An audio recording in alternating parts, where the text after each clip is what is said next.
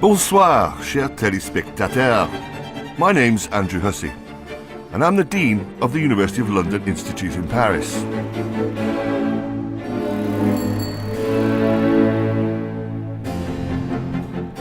I first came to the city as a teenager, and I've had a big connection with it ever since.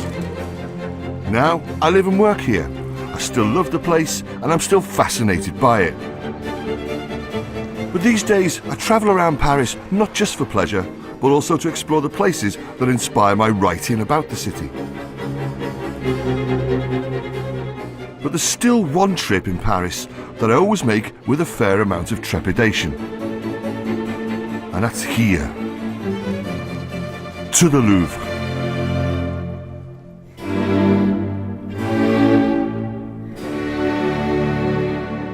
As you can see, the Louvre is big, brooding and vast. And to be honest, I've always been quite intimidated by this most massive of museums. But in this film, I want to change the way that I, and maybe you, see it too. So I want you to come with me on a tour of this extraordinary institution and to do a little bit of time travelling in French history. On the way, I'm going to try and make sense of a place that's jam-packed with over 35,000 pieces of art that you'll find in mile after mile after mile of galleries. It's a building that's over 800 years old and bursting with history. So come with me and see the Louvre transformed from a medieval fortress to a royal palace and then to a modern-day museum. We'll look at the great art of Da Vinci, Rubens, David and Géricault. We'll enjoy the glories of antiquity and we'll explain why the magnificent artworks you can see today arrived in the museum and what they tell us about both the Louvre and France. I want to argue that if you know the secrets of the Louvre, know its history, know the glorious art within these walls, then I think you can understand France.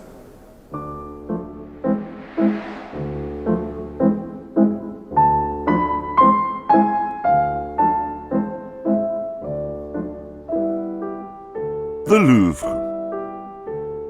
Well, there's lots and lots and lots and lots of art here.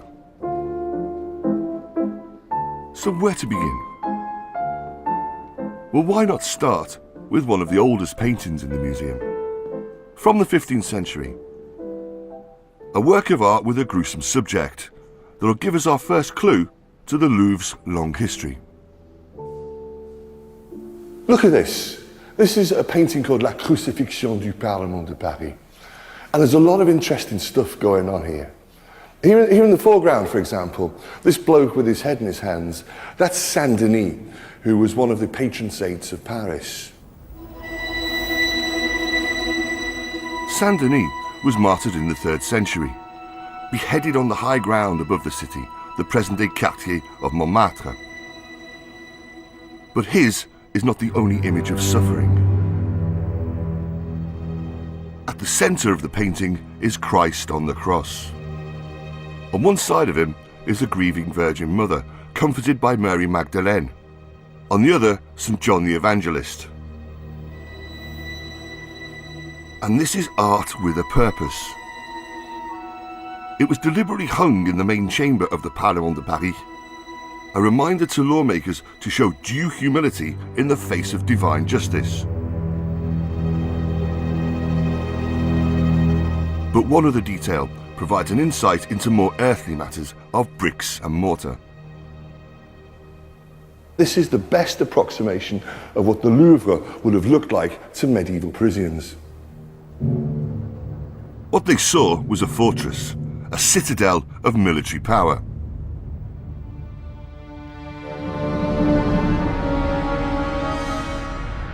The medieval Louvre was built strategically close to the River Seine, along the walls of the medieval city. A 30-metre tower looked out to the west and the enemy, the English, on a border sometimes only 45 miles away. The castle dominated the Parisian skyline, a very visible and very deliberate assertion of French power.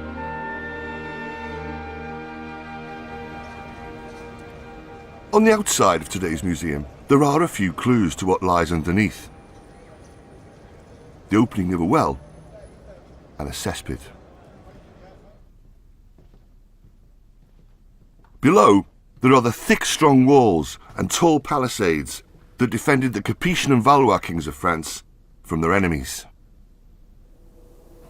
This is the Louvre Entresol, the basement of the museum. And 30 years ago, excavations took place here which revealed these walls, which showed just how forbidding the Louvre was in its original medieval incarnation. Now, there's been a lot of debate over the meaning of the word Louvre, but I'm going to go with the old French term Louvre, which means fortress or stronghold, because I think that that pretty much sums up the place and its history.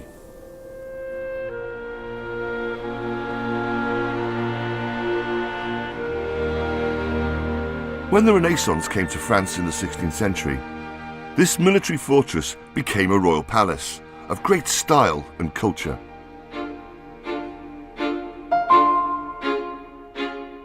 In the museum today is the portrait of the man who began this transformation. This is François Ier, King of France, and the first great builder of the Louvre. It was painted around 1530 by the artist Jean Clouet. And it's a portrait of a real Renaissance man. He's a fighter. Check out the hand on the sword, ever ready. But he's also a lover of culture. And so it's a picture of refinement. Check out the tasteful clothes. He is every inch, as the French would say, a man à la mode. François Ier began the tradition that French kings should be both connoisseurs of art and patrons of artists. In 1516, he persuaded an elderly Leonardo da Vinci to leave Italy. The painting days of the great genius were over, but it's thought that he brought with him you-know-who. This painting, that millions come to see today, was the first ever work of art to enter the French royal collection. Mona Lisa, Mona Lisa, men have named you. Ah, Mona Lisa. Mona Lisa. That smile. That smile. Enigmatic, mysterious, tender, or mocking. They have blamed you. What is it about that smile? I asked the Louvre's curator of Renaissance art, Vincent de Lieuvin. The problem I've got with the Mona Lisa is that she's such a big media star. Personnellement, qu'est-ce qu'il y a qui vous attire vers ce tableau, malgré la méditation? What you have to do is to try and forget that she's such a big star and really get into the painting. Get up close and love it for what it is. And she definitely invites us to love her. It's such an incredible ability of the painter to portray that most difficult and subtle of human expressions, the smile. There are 1,000 ways of interpreting a smile, and that was the genius of Leonardo, to be able to capture such a subtle and rich human expression. And she's such a flirt. Of course she's a huge flirt. The French like that sort of thing, but hey, you're not completely untouched by her, are you? Mona Lisa.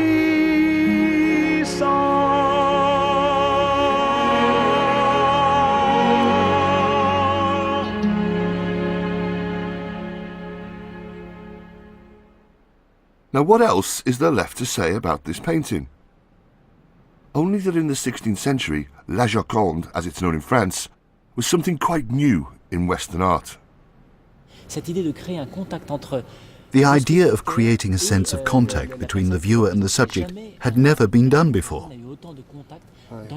Or the open posture with her hands turned towards us. She's greeting us as if we were in her palace, in her room even. And it's even smiling at us. That technique of drawing the viewer directly into the painting was hugely innovative. And is all this a new departure for Western art? Absolutely. How many politicians' portraits have you seen in the style of La Joconde? Everyone uses Leonardo's style, from the framing to the posture to the direct approach of the subject to the audience. So how influential was this approach to portraiture at the time? Well, let's go back to the portrait of François. Had its creator Jean Clouet seen the Mona Lisa? We don't actually know, but François does look us straight in the eye. His body's turned towards the viewer and his hands face the same way as Da Vinci's Florentine Lady. And as with her, we're drawn towards the personality of the king.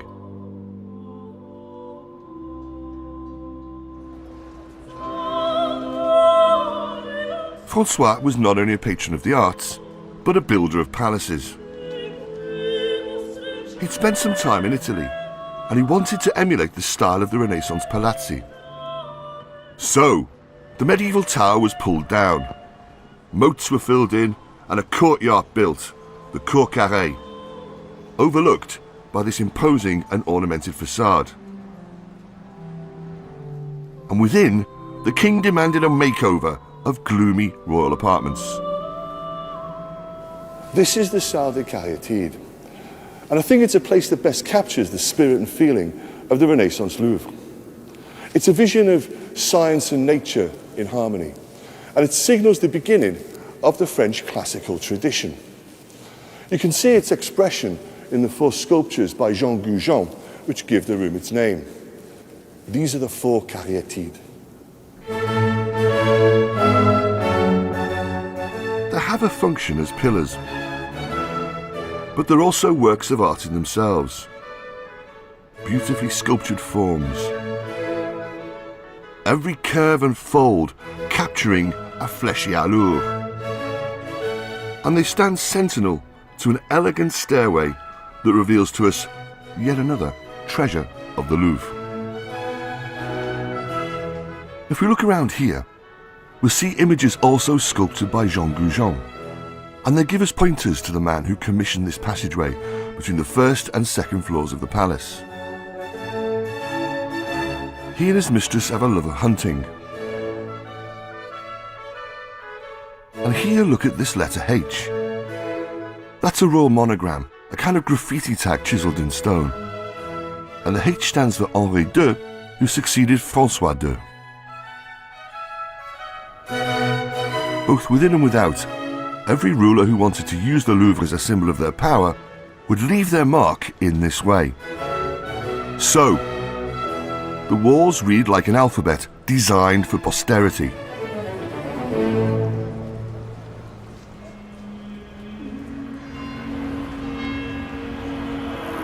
The Renaissance Louvre was a place of great culture, but it was also the location for great violence during the infamous St. Bartholomew's Eve massacre.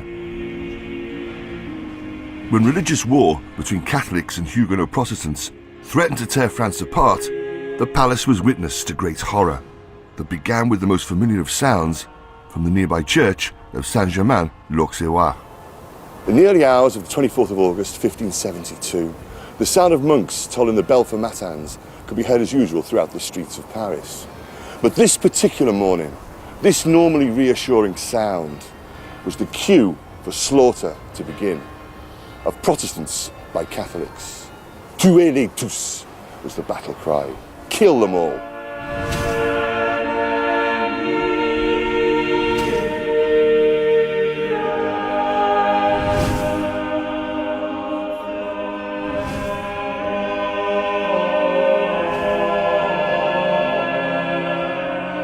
Writer on the Louvre, Daniel Soulier, told me about the moment the very heart of power in France became a killing field.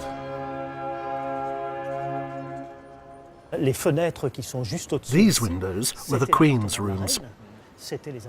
And so all the key decisions surrounding the St. Bartholomew massacre would have taken place just metres above where we're now sat.